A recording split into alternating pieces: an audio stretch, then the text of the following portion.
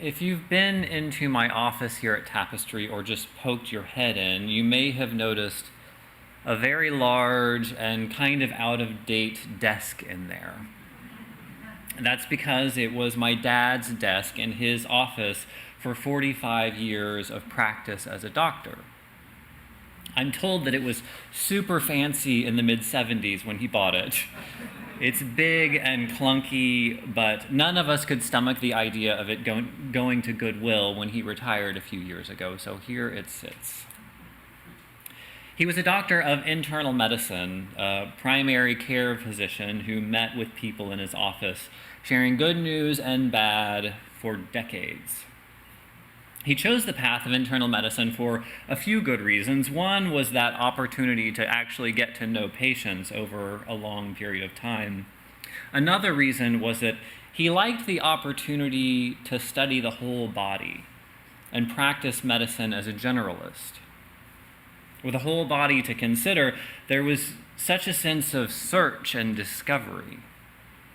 All the functions and systems were there to be considered, from toenails to brain tumors. It showed up in his office. If you've had family members or even close friends who are medical professionals, you know that sometimes their filter for gross stuff just does not work sometimes.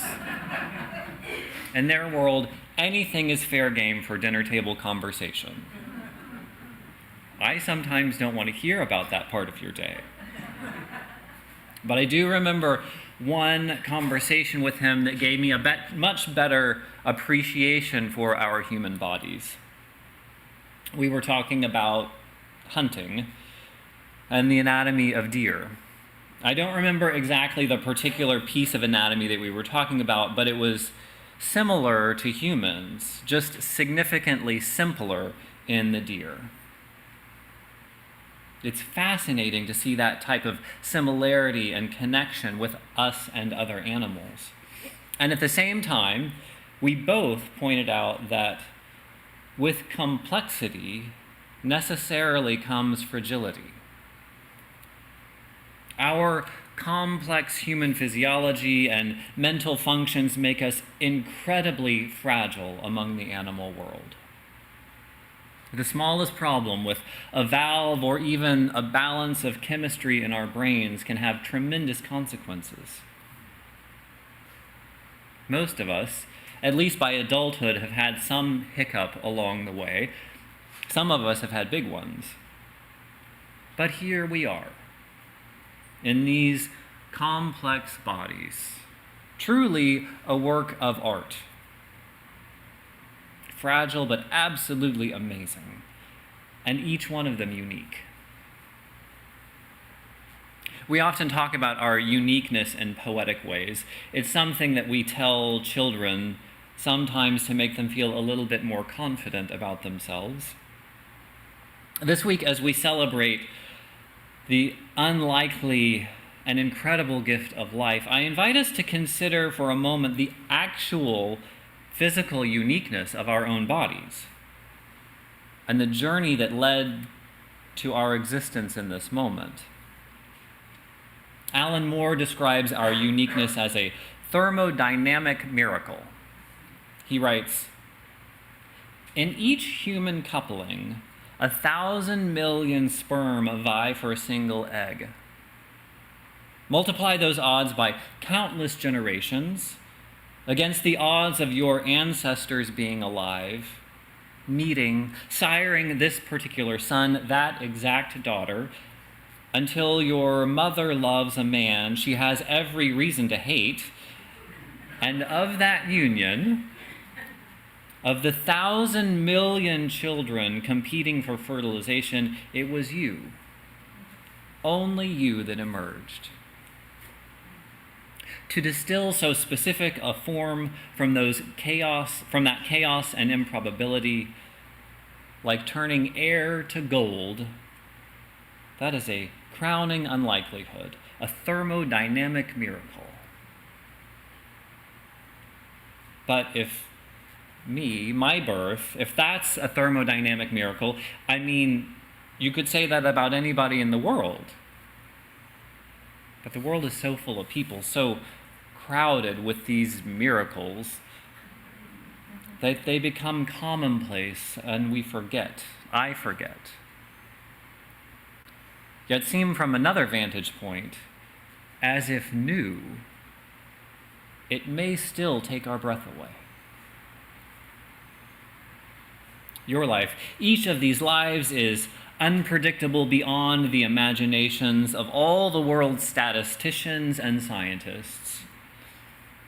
And in each of these lives, in your own life, rests the fingerprints of the forces of creation leading up to this very moment.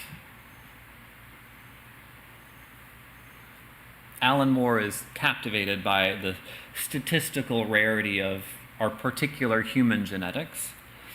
I'm more captured by the wider universal unlikelihood of life at all. In a little Googling, I found that in October of 2016, images from the Hubble Space Telescope suggested that there are 2 trillion galaxies in the observable universe. In our galaxy, there are about 100 billion stars. Somewhere in this little corner of the universe, our sun has a planet that orbits just in the right sweet spot, where it's neither frozen nor an inferno. I'm not going to say that we're absolutely alone in this great big world, but we do know that this planet of ours and the life that's emerged here is statistically about as close as you're going to get to a miracle. If that particular astronomical arrangement isn't enough to wow you, then one day, 4 billion years ago, microbes, the first living organisms, emerged on what was before that time a lifeless planet. From the sludge came organisms of increasing complexity. They occupied the sea, the land, and the air, and eventually evolving into mammals and us. And yes, we humans may be animals, but we are amazing animals. Our creativity and the knowledge that we have collected about ourselves and about our origins is astounding. I've heard some people describe humans as the universe coming to understand itself, which is pretty fascinating. As another reading from our hymnal describes, life from the sea, warmed by the sun, washed by the rain, giving birth, rose to love. This is the wonder of our time. This is the marvel of space. Out of the stars swung the earth. Life upon earth rose to love. In those glass half empty moments, we can call that chemicals and a drive to reproduction. Hopefully, I like to think there's something more, though. This summer, I had the opportunity to conduct weddings for 2 very different couples. And for as long as I've done weddings, for about 15 years, I've talked about the importance of community being present at weddings. And that's really the point of a wedding, is drawing together family and friends to bear witness to a relationship. But more recently, I balanced that emphasis of community by pointing out that the couple getting married is really set apart from everyone else on that special day. While they're supported by family and friends, this separation is as it should be. Because the unique love felt between spouses is one of the most private and intimate experiences of our human lives. That special love between 2 individuals is a love like no other.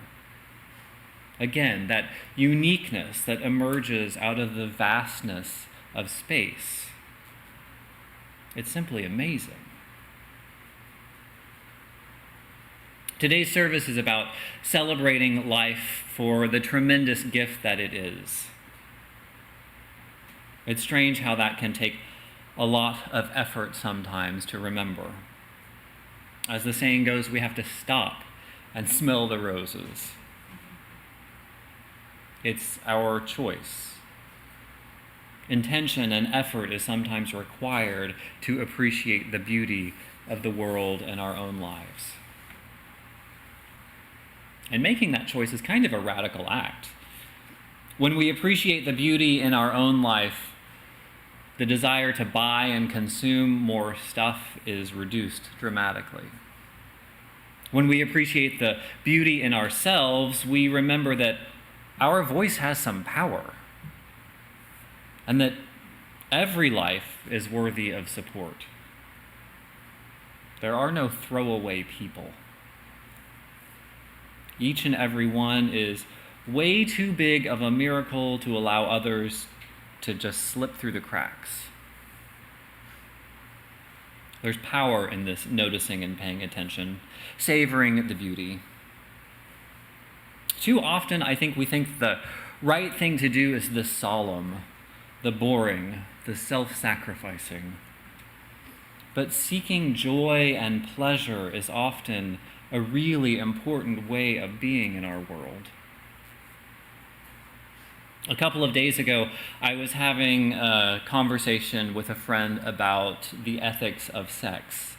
This is actually a conversation with a Buddhist group with a very high ethical bar.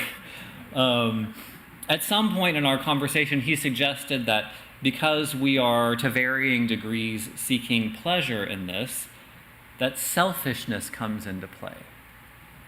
He said that there is necessarily a selfish component to sex.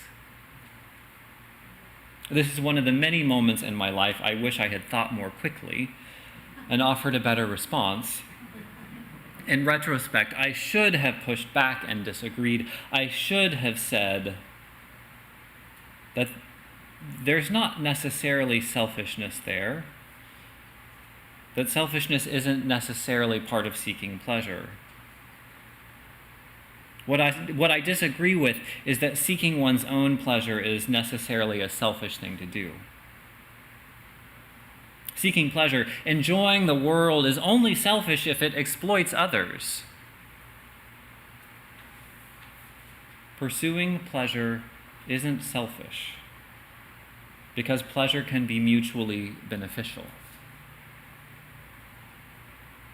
That may be in the bedroom, but it can be a lot of other places too. Consider the pleasure of eating a delicious meal.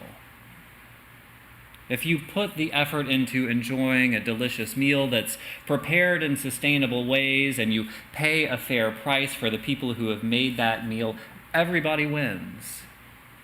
Or perhaps you're into art and music. It's an undeniable joy to hear beautiful music.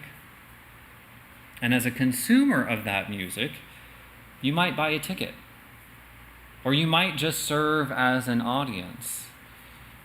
Your presence gives the performer or the artist the satisfaction of knowing that their creation has been enjoyed. And that's a mutuality built on pursuing beauty and pleasure. And that's a good thing. One of the sources for this inspiration, I'm a little embarrassed to admit, was a very simple meme. I'm sure you've seen it. It typically depicts two people watching the sunset. Often the characters are Charlie Brown and Snoopy.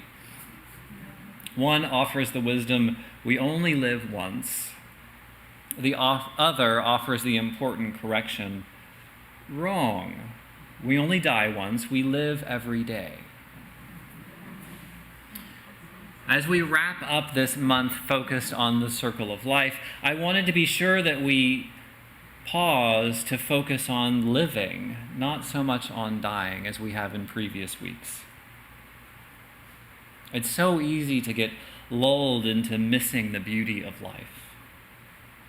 It's easy to lose sight of our own uniqueness and the truly unique gift of every single person in this world.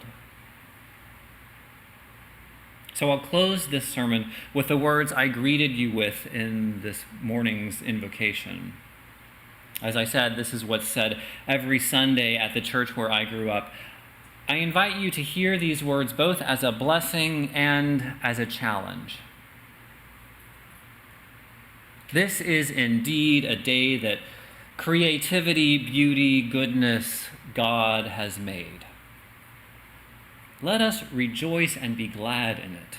Let us count our many blessings. Let us be grateful for the capacity to see, feel, hear, and understand. Let us be grateful for the incredible gift of life. And let us be especially grateful for the ties of love which bind us together, giving dignity, meaning, worth, and joy to all of our days. Amen.